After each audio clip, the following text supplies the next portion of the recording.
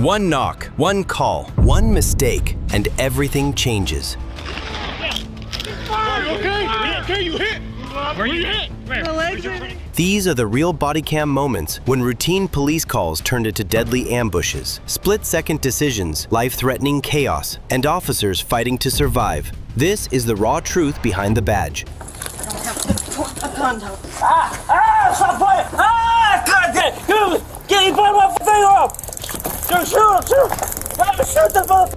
This next case shows the chilling reality of a mass shooter who turned his rage on police, leaving one officer fighting for her life as bullets tore through the air. Okay, you hit. Where you hit? On May 15, 2023, officers in Farmington, New Mexico, rushed headfirst into chaos. A gunman was already on a rampage, firing into homes, shredding cars, and turning a quiet suburban street into a war zone. The shooter? 18-year-old Bo Wilson, just hours away from what should have been his high school graduation. Instead, he chose violence. Before the police even arrived, he'd already murdered 3 innocent people. I'm in Dustin and Navajo. Be advised, this guy is right in front of the church. I see him. Get behind the car, sir. Get behind the car now. Good. I have eyes on the suspect. He's walking south. He's wearing all black, skinny. He's in front of the Methodist church, walking southbound on Dustin. Okay, Mill in all black southbound on Dustin, Methodist church. I'm being told he's got an automatic weapon. Hey, Farmington Police! See your hands!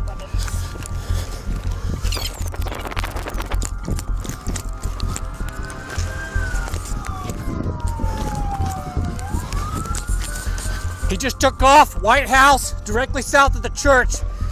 More shots are being fired. Officer Stephen Bonanno was one of the first to reach the scene, and what he saw was horrifying. Homes ripped apart by bullets. People are screaming for help, and a teenager stalking the neighborhood with a rifle, like a predator hunting his prey. Backup arrived fast, but not fast enough. Wilson locked on to another house. Another potential target. Officers moved in, desperate to stop him before more blood was spilled. Give me another unit to Dustin and Apache. Dustin and Navajo. Right here, follow me. Right up here by the White House. On the White House. White House on the left east side. Left side.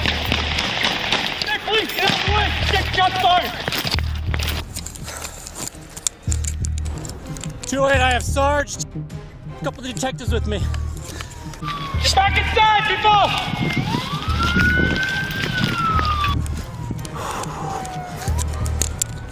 Arms to your hands!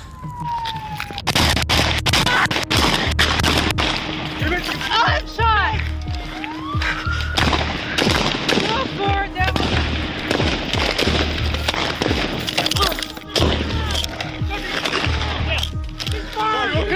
Okay, you hit.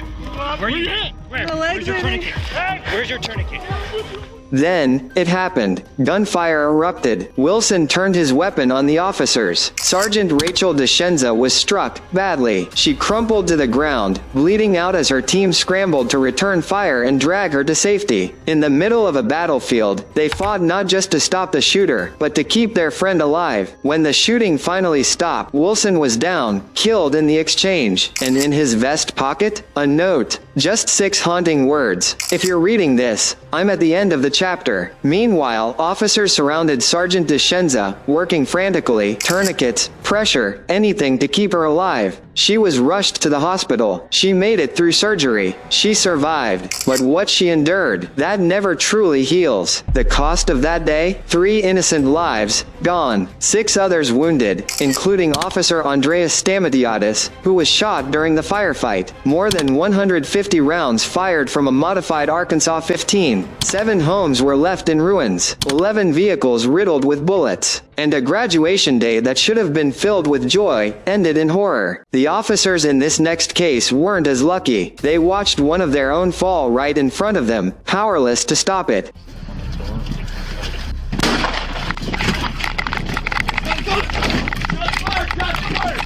On May 10, 2021, officers with the San Luis Obispo Police Department arrived to serve a warrant at the home of 37-year-old Edward Gorin. He was the prime suspect in a string of bold commercial burglaries. But what they didn't know, that door they were about to knock on was a trap. You haven't had your camera on this whole time?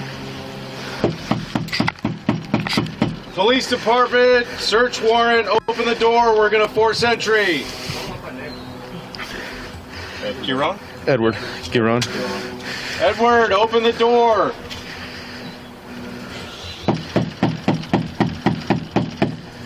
Edward, it's the police department, open the door. It all started around 5 p.m., with officers pulling up to what seemed like a standard arrest. Sure, they knew Gorin had resisted the police before. They suspected he might be armed, but nothing, not their training, not their instincts, could have prepared them for what was waiting inside.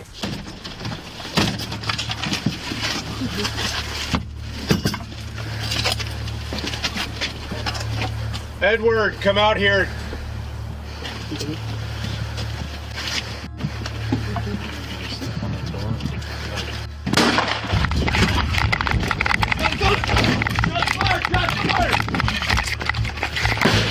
Shots fired, shots fired.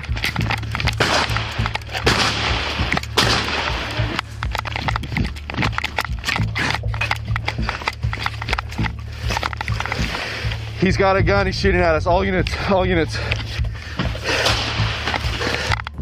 They shouted commands, told him to come out, but the house stayed quiet, still, no movement, no response, just a chilling silence. With no answer and no surrender, the officers forced their way in, completely unaware they just walked straight into Gorin's kill zone. And then, everything exploded. Gorin was waiting, locked, loaded, and ready to kill. Armed with a 12-gauge shotgun, he opened fire the second they crossed the threshold. The first shot tore into Detective Luca Benedetti, striking him with devastating force. He went down hard. Nearby, Detective Steve Orasco was hit in the head by another blast. Somehow, he survived, bleeding, dazed, barely able to process what had just happened. But Gorin wasn't finished. In the chaos, he allegedly grabbed Benedetti's service rifle after the detective collapsed, escalating an already deadly ambush into something even worse, a full-scale war.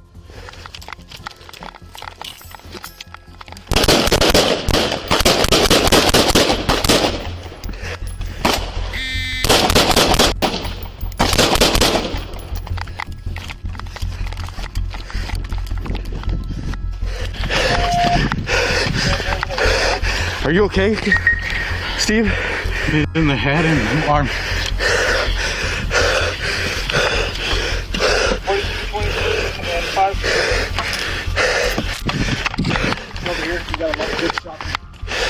Shot from here. I'm bad. Wait, did he go back inside? Yeah, he stumbled though. Yeah, I'm okay. Are you good? Yeah, I'm okay. Get those guys, Sarge. For 15 long, violent minutes, bullets flew in every direction. Officers returned fire as best they could, under siege and outgunned. Eventually, they landed a shot. Gorin was wounded and retreated deeper into the apartment. That's when SWAT rolled in. They surrounded the building, weapons raised, every corner a possible threat. And when they finally breached the home, they found what they feared most. Edward Gorin was dead. He'd taken his own life with a gunshot to the head. Benedetti's rifle lay beside him. Detective Benedetti was rushed to the hospital, but the injuries were too severe. He didn't make it. Detective Orasco survived. His wounds were serious, but not fatal. A small mercy on a night soaked in tragedy. A violent suspect struck an officer in the head, leaving him with a devastating, life-altering brain injury. On January 30th, 2022, a terrifying and tragic scene unfolded in Crofton, Maryland. Officers responded to a frantic 911 call from a woman who said her son had attacked her and was now holding her hostage inside the home. This wasn't just another domestic call, and no one could have predicted how dark it would turn. The woman's screams echoed through the house, but officers couldn't get to her right away. Was he armed? Was she in danger? The unknown was chilling. Want a three? What do you say? You want a three? Just wait until we get another door.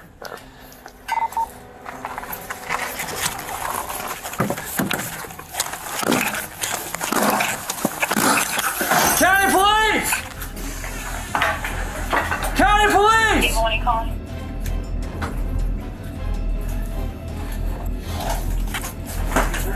David, when you're ready, are you calling? No, 2 on the house goes through. County police! Cover. County police, make yourself known!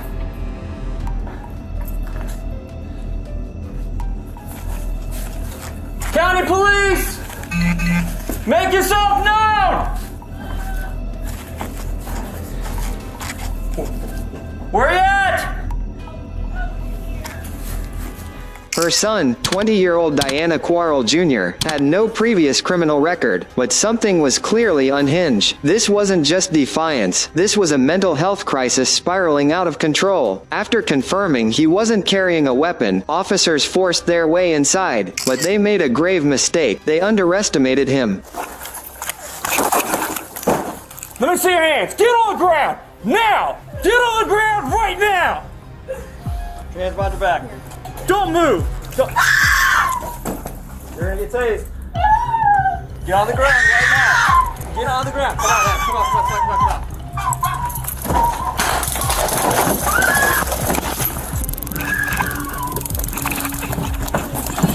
Hey, hey.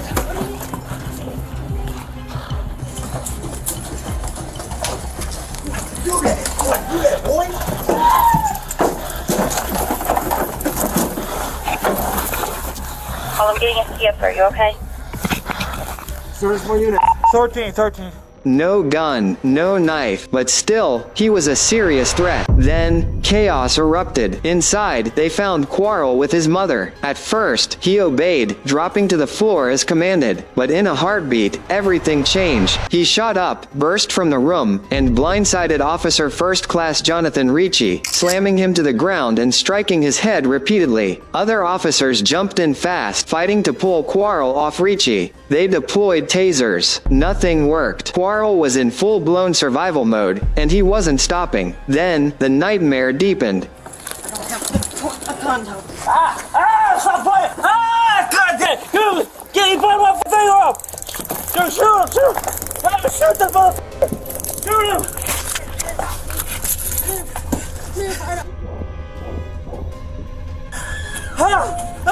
God! No! God damn! Quarles clamped his teeth down on Reachi's fingers and refused to let go. Still locked in that brutal, bone-crushing bite, Reachi somehow managed to draw his weapon. One shot, one moment, Quarles collapsed, fatally wounded. Backup poured in. The scene was finally under control. But Reachi? He was slipping away. The attack had inflicted catastrophic damage. His brain was failing. His body stopped responding. Speech, movement, awareness, all vanishing. Come to me. Come to me. Come to me. Come to me.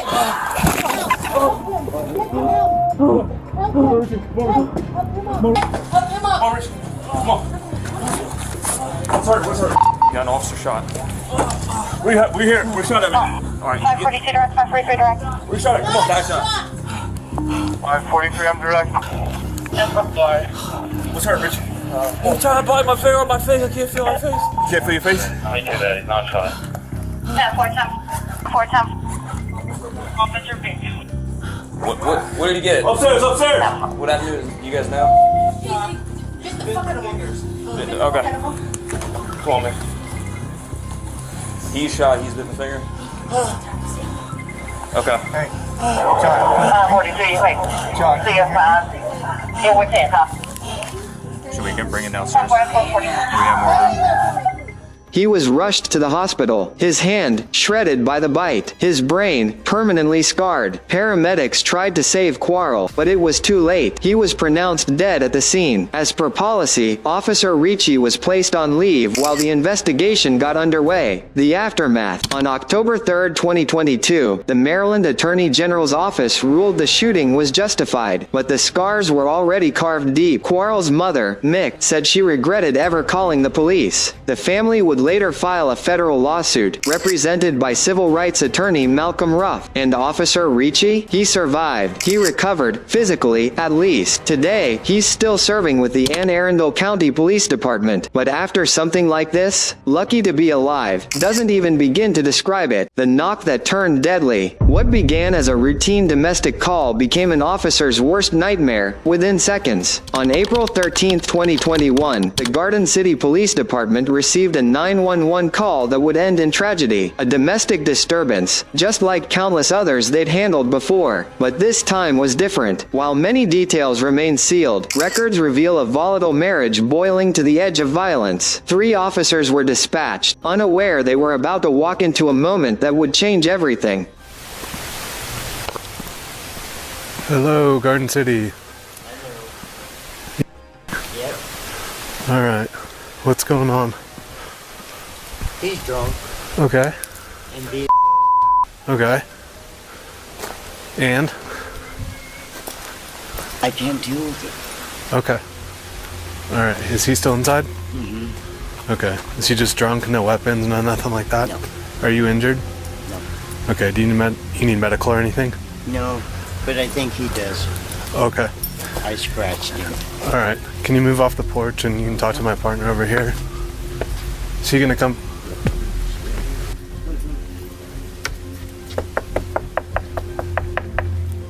They knocked on the front door, firm, steady, no answer. Inside, 58-year-old Andrew Bundy's wife had just told them there were no weapons in the house. She was wrong, fatally wrong. The officers waited, uneasy. A heavy silence hung in the air. Then, without a word, the door burst open.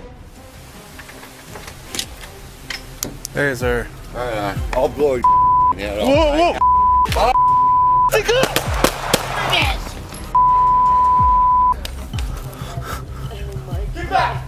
Get back! Get back! I got it. 750, we have 1 subject down. Get back. Bundy appeared, gun already drawn, arms swinging toward the officers in one smooth, chilling motion. Split-second decision. In less than a heartbeat, 2 officers reacted. They had no time to think, only to survive. Gunfire erupted. The cracks of their weapons echoed through the neighborhood. Bundy fell just outside his doorway. The entire confrontation lasted seconds, but it would leave scars that last a lifetime. Without hesitation, the officers flipped into rescue mode, rushing to administer first aid. They fought to save the man who had just tried to kill them. Paramedics arrived and raced him to the hospital, but it was too late. Andrew Bundy was pronounced dead shortly after. Aftermath. As protocol dictates, the officers were placed on administrative leave during the investigation. The Ada County Prosecutor's Office later ruled the shooting justified, a necessary response to an immediate, deadly threat. But no ruling can erase what happened on that porch. No lawsuits were filed. No public statements came from Bundy's family. Only silence. And in that silence, unanswered questions still linger. Thanks for watching. If this moved you, like, share, and subscribe for more real-life stories that show the risks officers face every day. Stay safe, stay aware, and we'll see you in the next one.